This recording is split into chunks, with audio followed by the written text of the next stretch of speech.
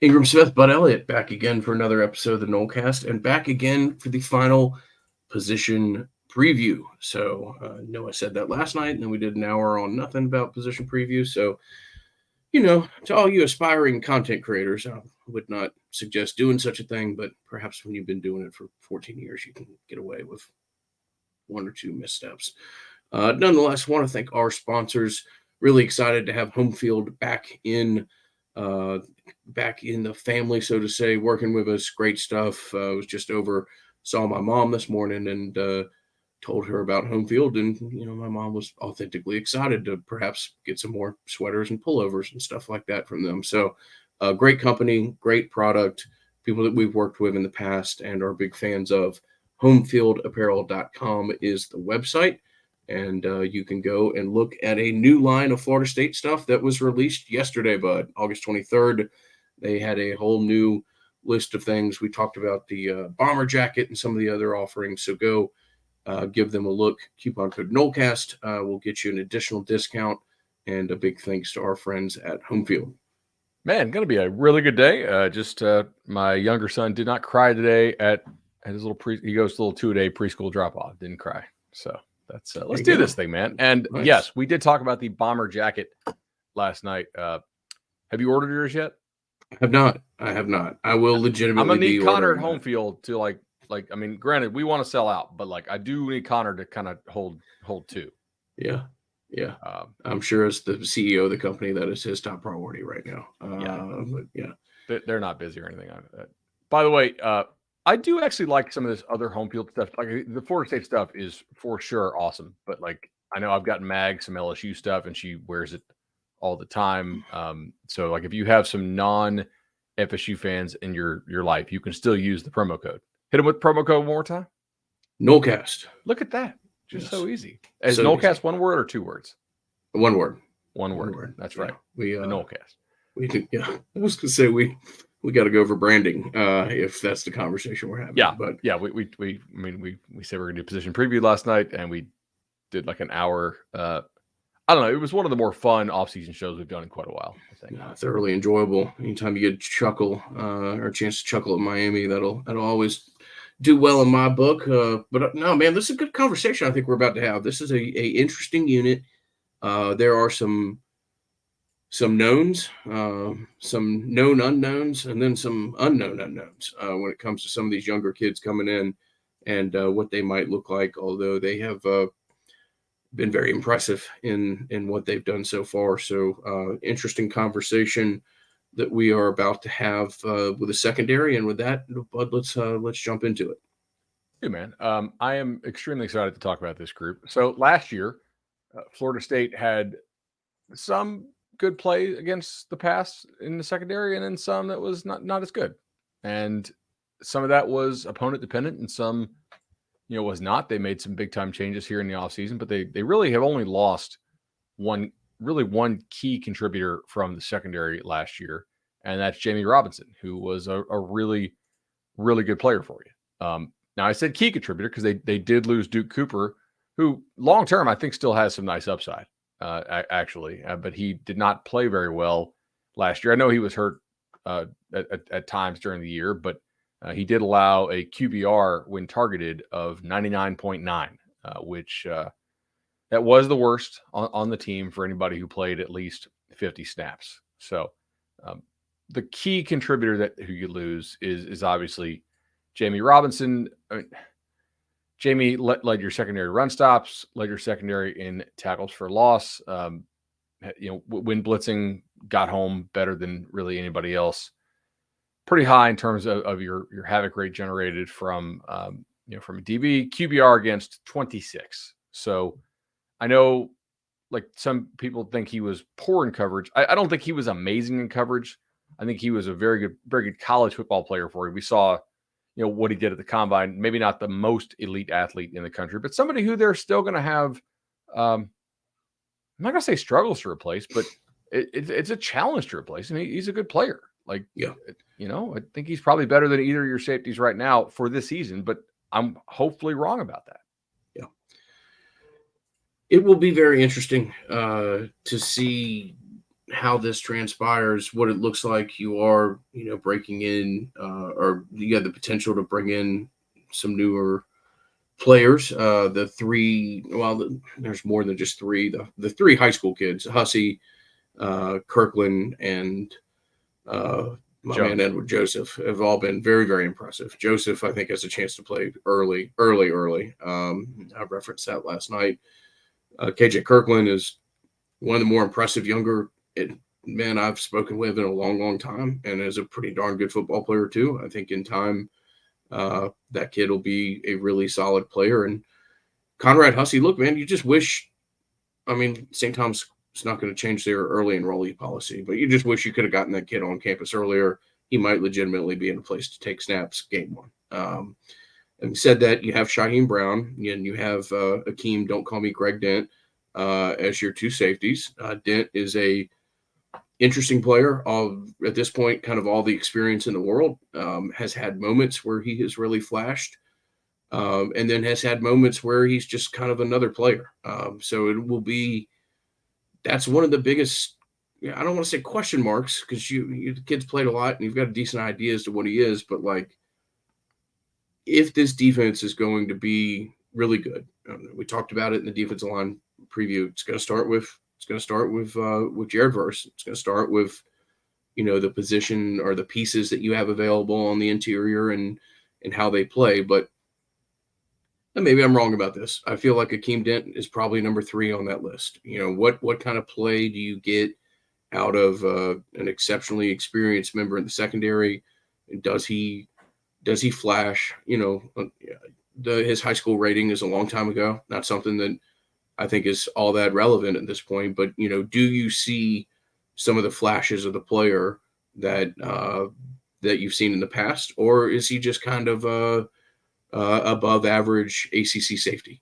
And that's one of the things that ultimately I think will be as a defining characteristic as to what the high end of this defense is, that's out there. Did you ever watch Deal or No Deal? A little bit, not a P1 watcher by any means, but I'm certainly familiar with the show. Yeah. All right.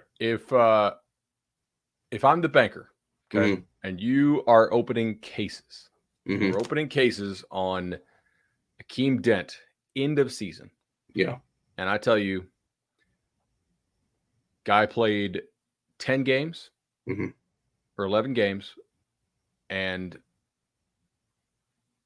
honorable mention all ACC. So Okay. like basically not a top 9 or like not a top 6 safety in the ACC, but sort of like the 7th, 8th, or 9th ish.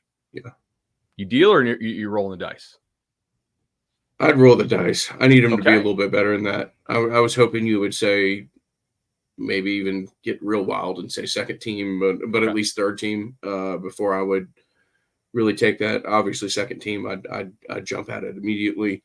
I just don't know that Akeem is like a big playmaker, or at least that's not what we've seen so far. And that would be the difference there. I mean, does he get his hands on 2 balls that one of them he returns for 35 yards or something like that? Do you see a real splash play?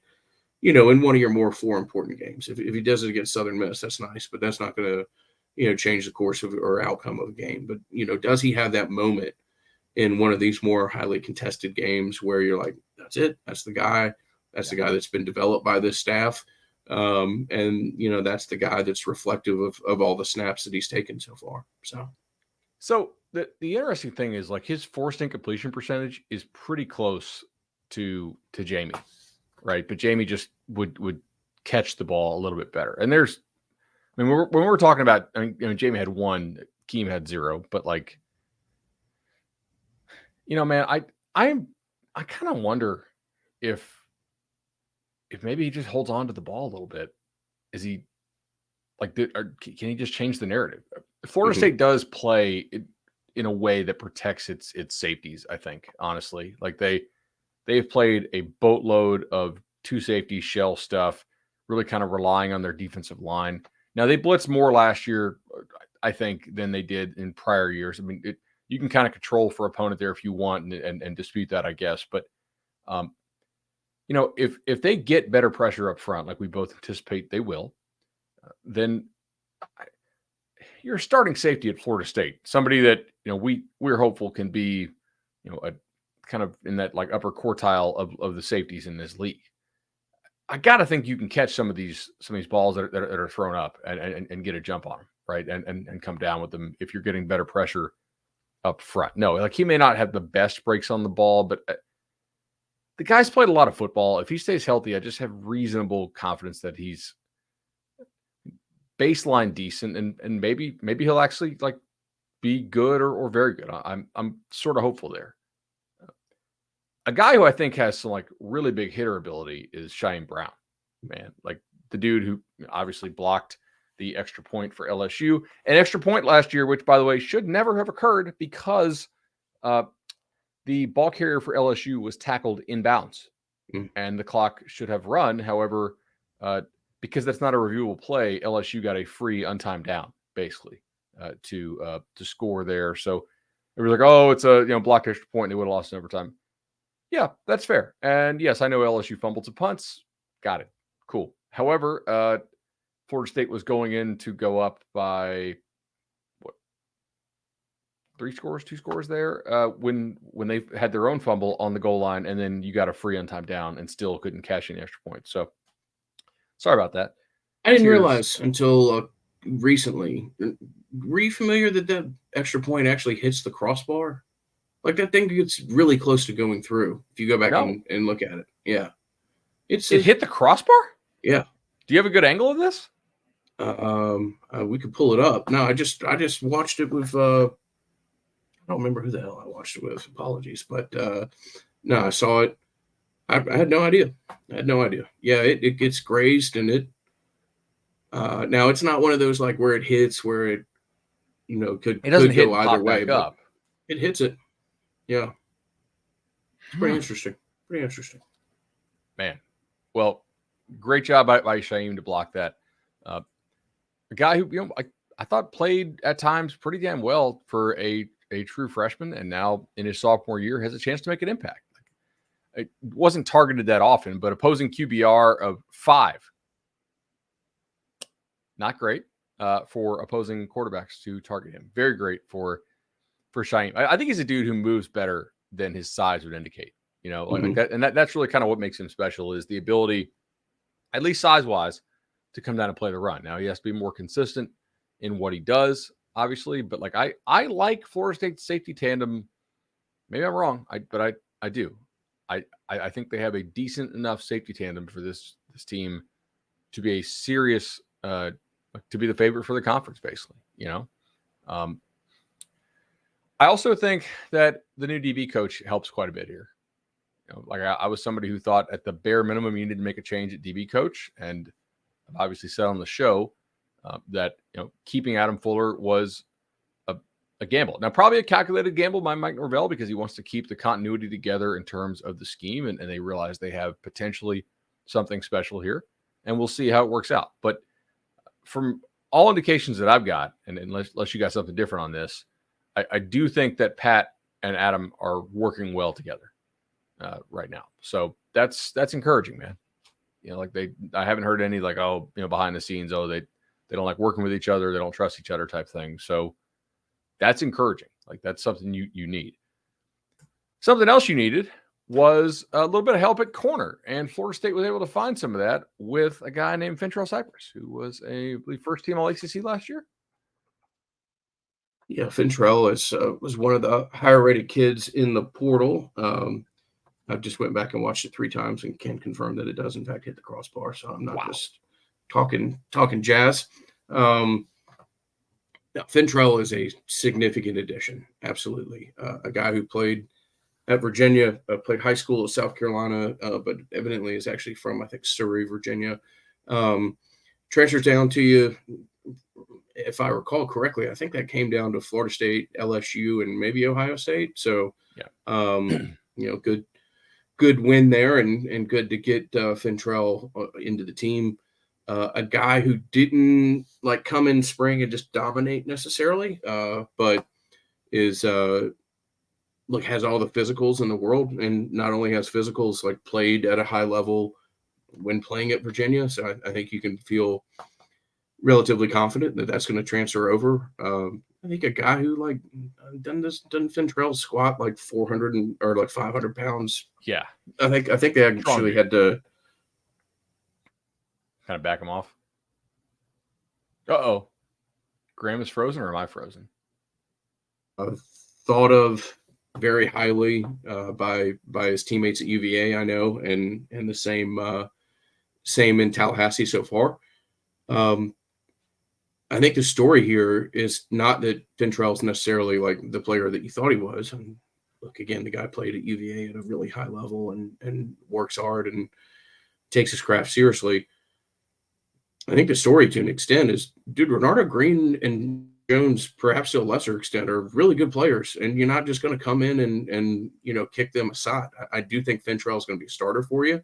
But I've been impressed by what Green and Jones have looked like. And Green has continued to emerge last year and clearly was your most solid defensive back. And I've said this before. I don't know that I've gotten it wrong on a kid before like I did Jerry and Jones.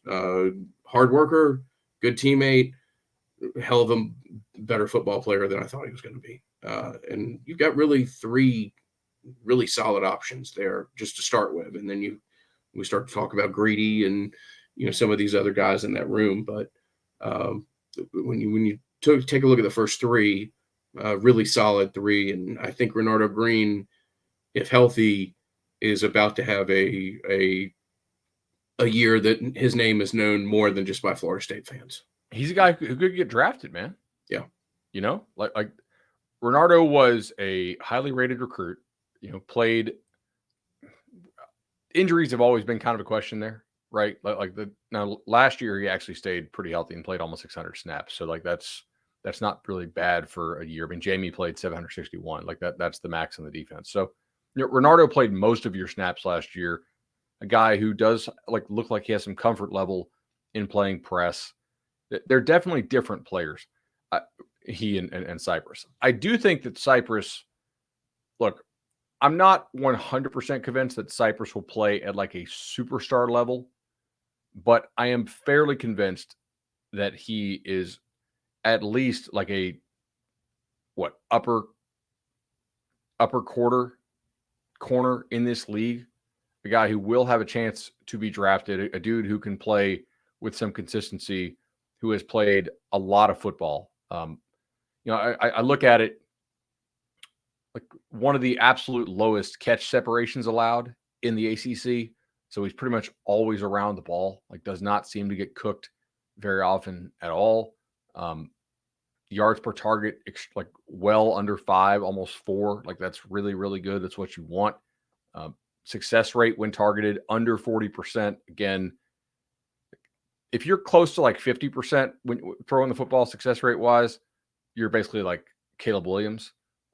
If you're under 40, I'm like, this is pretty bad. So like just for context, 50 and over throwing a football success rate wise is really, really good, especially if you're throwing it with any kind of depth on it. Jordan last year was actually 49.3. So again, very good. If you're under 40, we got some problems. That's like Marshall's quarterback last year. Or the Old Dominion kid. I'm trying to just off the top of my head, I've been going through this a little bit. EPA per target was almost negative, which is, I like to see that. These are things that I like to see. I like acquiring cornerbacks who have a negative EPA allowed per target on average or close to it. So, yeah, like, do I know he's going to duplicate last year's numbers and play at a superstar level? No. But I do think his past performance should provide a level of confidence for you that he at least is going to be a dependable, good starter for you. And like, I think you would take that most likely. If he wants to play exactly as well as he played last year and duplicate that, everybody on this team would take that. I agree with you, by the way, on Jerry, but I don't think you were wrong to think that he was not a good player 2 years ago. He got cooked a lot, and I know he was hurt at times too. Like the kid has put in the work to get better. Is it possible that a guy who had that kind of length could turn in to what we think he might turn into this year? Yes. Was it probable? No. A lot of things had to go right for him. He had to put in a bunch of work and really, really work at it because he was not a great player when he got to Tallahassee. He was a bit of a liability, and now he's a lot better from all indications. So I'd love to see him stay healthy this year if possible and really show out in what could be a money year for him, right? Yeah, good dude. A guy, one of the guys that I've enjoyed getting to interact with as much as anybody on the roster. Jarian's got a bright future in front of him. Does he get the COVID year or whatever else? I think he does. I think he could. I'll ask. I'll inquire. I believe he could have an additional year if he wanted it. That's okay. If he somehow gets the COVID year, I don't hate this. I really don't hate this for you, honestly. So he played in 19 at Mississippi State. He played in 20. He played in 21. He played in 22. So he'd be a fifth year. Yeah, I think this is his COVID year. Okay. All right. Yeah, you may be right about that. Well, because Florida State's listing him as a redshirt senior, but I've seen on their the way FSU is doing the roster online this year, they basically are listing it like the COVID year is the free redshirt year, and he looks like he's played he played 11 games, 8 games, 12 games, and 12 games so far in his career. So he's already like you get a fifth year, you don't really get a sixth unless one of yours was a redshirt. Yeah. The guy who I was the most surprised about, and this is horrible content because we're not talking about this position group, but like Bo Smith would be eligible for another year next year if he wanted to, which I did not have on my bingo card at all. So I would take Bo Smith back for next year. Hell yeah, absolutely. Yeah. So back to the position group that we're actually talking about. I have an over-under for you. Yeah. Over-under, since Miami fans are so interested in how many transfers Florida State's going to take, despite the fact Miami's taken more transfers in the last 2 years than the Noles have. Over-under on transfers that FSU will take this offseason in the secondary. I'm going to set it at 1, and you can't go push. Yeah. 1, because of the freshmen and because of the soon-to-be freshmen. I mean, if you get a chance to go out and get a guy like Fentrell again or something like that, or particularly at safety, then absolutely. But, dude, I mean, Greedy Vance, Kevin Knowles, there's a bunch of people here at this position group that are going to see snaps. It would have to be, for them to go over, you'd have to get like 2 Fentrell type players, in my opinion, like two of the top 15 kids in the portal over. And I'm not talking about position group. I mean, overall. Yeah. So I would expect, I think it's going to be 1. And it could be 0, honestly. Like, I mean, they feel really good about Hussey, about Joseph, about Kirkland, about Rawls even, and about Kendarius. Yeah. And the Baker kid. Yeah. Ashland Baker. Yeah. And I just remember watching that kid. That looks like a linebacker in trading to me. Looks like a hell of a football player. That's not. I'm not knocking him at all. But that. Hey, if you tell me they found a way to sneak a good linebacker onto this team, yeah, we'll be all for it. Yeah, exactly. That didn't go through the traditional talent evaluation process. I could sign off on that exactly. I mean, that kid does, when you're just walking around practice, you're like, what's the outside linebacker doing in the secondary drills? So it'd be interesting to see what happens there. I feel very, very good about the future of this position in Tallahassee. And I feel, God, about as good as I felt about the actual, the secondary that I felt in quite some time. Entering last year, we certainly had some questions about corner and things did not go as well as you would like them to. At times, they didn't look like they were very well coached, and FSU may have remedied that. We'll see. Like, I think there's a lot of positive things to think about Pat Surtain right now, and obviously, Fuller getting another year to work with these guys. Again, like we'll see. The proof will be in the results. But last year, you were counting on Duke Cooper to take a step forward. Instead, he actually regressed a little bit, right? You not got lucky, but we're fortunate that Renardo ended up being that dude, a guy who I think before camp last year, they were considering moving around, because Dent was hurt last camp. There was a lot of stuff going on there. Yeah. And he ends up having your best year of all your corners. So the depth in this room in terms of quality depth, that would you really feel great playing all these freshmen? No.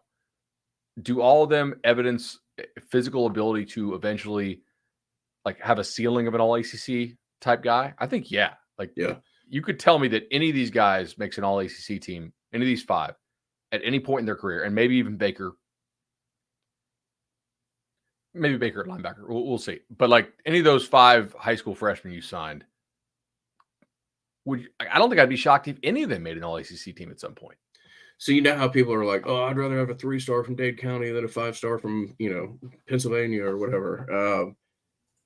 I think Edwin Joseph may be the example that people cite in 3 years on that. Edwin Joseph is all those kids they're really excited about. Florida State got one there. They might have been fortunate that he played as much wide receiver as he did defensive back, and that some people I think had a hard time making the evaluation there. Had somebody that is a professional talent evaluator, not just in their Twitter handle, but does this as their job at a high level, tell me that kid might have the best hips of any defensive back in the class last year. And he just wasn't seen as that ultra high 4 or 5-star for a couple of reasons, but playing as much wide receivers is a big part of it. I think Joseph flashes to people, and I think who that kid is by game 6. If you're a sidewalk fan, I think you'll be like, oh, damn, this true freshman's a hell of a defensive back. Look at that. So these true freshmen are going to get to play an awful lot because you are, 1, 2, 3, 4, 5, 6. I mean, you're a 3-score plus favorite in at least half of your ball games, right? Now, that doesn't mean you're going to have all these ball games wrapped up by Q4, but maybe 4 of the 6 you do. You're going to have some of these freshmen play quite a bit. I mean, how many of these guys play over 100 snaps this year? I bet you. I mean, not counting the special teams. 4, even without least. projecting injury, half. Yeah, maybe 5. Yeah, this is good. And I mean, also just pull up the Noles 24/7 recruiting page, and you can see what a tremendous job they are doing right now recruiting defensive backs, and the the huge safety you just landed obviously could also play corner. I think with his ability. So yeah, man, I think this position room in particular is in fantastic shape, and if they ball out like we think they could, I mean, you get Pat Surtain out there on the trail. He's like, yeah, I was a pretty good NFL player. Yeah, my son's the best corner in the league right now. Hopefully Jalen gets healthy as well down there in Miami. And I just had a couple guys drafted, and look at all these young studs I got. Like that. That's a nice little setup for him to be able to continue to recruit well. He puts in the effort, man. And I'm not telling you anything that I know from an NIL perspective. I'm just telling you that of what you can witness. If you stay at certain hotels in the Tallahassee area, you see recruiting going on. You see, coaches staying up late at night, developing relationships with people like that. And you see Pat Surtain doing that as much as you see anybody on the staff doing it. The guy works his rear end off, and as you said, has all of the all of the things that you would want to point to on a CV as far as his own playing time, his son, what he did while he was a coach down there at American Heritage, working for the Dolphins last year. You needed to upgrade that position group, in my opinion, as far as what you're getting from the coaching staff, and early results say you did that and perhaps a whole lot more. So interesting area of excitement and optimism. And that was the early results is that was a hell of a hire. So, last thing on this, because I know we're running a little long. We do want people to be able to binge these. Going against Keon and Johnny in practice is just invaluable reps. right? Like there's a very realistic chance that you don't face a better 1-2 all season. Yeah. And you And Orlando, Jaheim Bell. like Orlando will be the closest. Yeah, exactly. That's a hybrid piece that not too many other people have.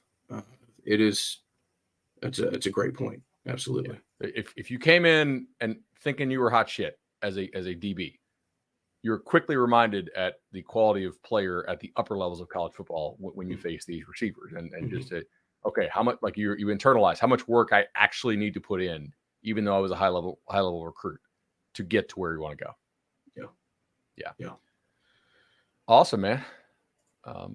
It's a fun group. It's been a good conversation. I think it's going to be a good group this year, and the future is bright enough that I need to try to find my aviator somewhere around here. It's something special is on the horizon when you're looking about the defense back. So yes, sir. All right, man. We'll talk to you probably tomorrow. No, we're doing the kicker preview tomorrow. Is that right? Yeah, kicker preview. Joking. Yep. Yeah, live. Yeah, you guys be here for it. All right, y'all. Enjoyed it. This is one of my favorite aspects of doing the Nolecast is to do these position previews. Love it. Hope y'all have enjoyed listening to them. And is snap count draft? Is that our next show? I think we have snap count draft, which usually runs kind of long, and we'll probably do our like final season prediction, and then we will do our LSU preview, which should be pretty good. We'll try to get somebody on for that. The question with the LSU preview is like, do we want to drop? I think we still drop it Thursday like we normally do. Mm-hmm. Even though the game's on a Sunday, but I think we'll probably drop it Thursday. Okay, cool. Yeah, I goofed here. Apologies. LaborDayTailgate.com for our friends at Madison Social. We'll hit them hard on the social. LaborDayTailgate.com. Again, join us there prior to the LSU game, and always want to thank Chad and Shannon, the legendary team who have been there for 510 or so Nolecast listeners, and will certainly be there for you as well. 844 FSU Knowles, 844 FSU Knowles. Matt, Shannon, Chad, I love you. I just butchered your name there, so things are back to normal. And apologize for putting the ad read at the end of the pod. But when you've worked with somebody for 8 years, I think Matt Thompson will forgive me. Talk to you soon. See you guys.